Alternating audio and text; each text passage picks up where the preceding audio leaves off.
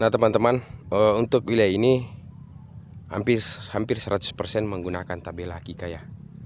Jadi nggak ada lagi tandur dan jarang sekali ada tabela paralon di sini ya. Jadi rata-rata hambur. Bisa dibilang 95% hambur ya. Mungkin paralon masih ada di atas sana yang pinggir-pinggir. Tapi kalau di sini semua rata-rata hambur. Dan perkembangannya sekarang sudah seperti ini ya. Ini sekarang sudah 25 harian kurang lebih setelah tabela ya. Soalnya di sini tabelanya tanggal 15 bulan 5 ya teman-teman. Sekarang tanggal 10. Jadi 25-26 hari. Nah, perkembangan tabelanya sendiri seperti ini. Ini sangat mantap ya. Nah, paling pinggir-pinggirannya yang dimakan tikus.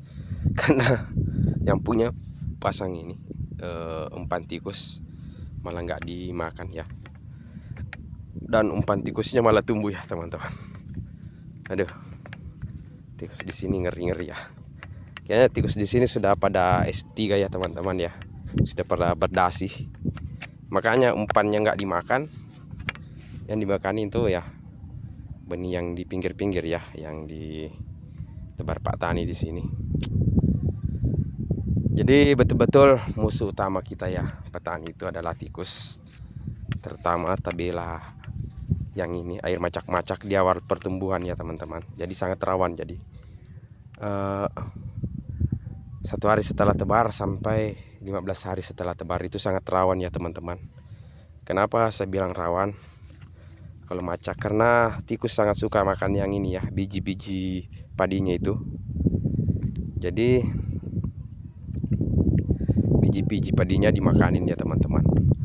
Dan untuk padinya sendiri, batang dan akarnya sendiri itu disisakan ya. Jadi kalau ada airnya itu ngambang ya teman-teman. Nah seperti itulah biasanya untuk ini ya, untuk tabela Hakika dan tikus. Nah kalau keong sendiri cara makannya biasanya dipotong-potong ya teman-teman ya. Jadi nggak dibikin mengambang, cuma padinya dipotong ya, menyisakan batang dan akar, daunnya sudah pada habis dimakanin. Nah ini ya. Jadi kebetulan ini punyanya Pak Dusun ya teman-teman ya, dusun di sini. Ini sudah 4 musim kayaknya, 5 musim pakai tabela Hakika ya. Sebelumnya pengguna paralon, tapi hasilnya untuk tabela Hakika lebih ini ya, lebih mantap ya dari paralon. Makanya mungkin beliau pindah alih ke tabela Hakika ya. Selain mudah, pas dibawa ke sawah juga ya alatnya, gak terlalu ribet. Tinggal bawa ember ya teman-teman dan benih. Kalau pakai paralon harus bawa paralon lagi, apalagi kalau kita posisi sawahnya jauh dari rumah ya. Jadi kita harus bonceng bawa motor, itu agak ribet ya, bahaya juga buat pengguna jalan yang lain. Jadi kalau tabela Hakika seperti ini nggak ada ya, nggak ada ribet-ribetnya sama sekali. Apalagi sekarang sudah ada lagi mesin ya, mesin pakai mesin blower, jadi lebih cepat sekarang selesai. Tapi kalau masih manual ya biasanya seperti ini, ada yang tebal ada yang tipis ya, masih manual. Oke teman-teman, demikian informasinya ya, semoga bermanfaat untuk kita semua. Dan untuk petani-petani di luar sana, silakan mencoba ya. Jadi jangan gagal takut, yang namanya usaha ya harus kita mencoba, harus berani memulai ya.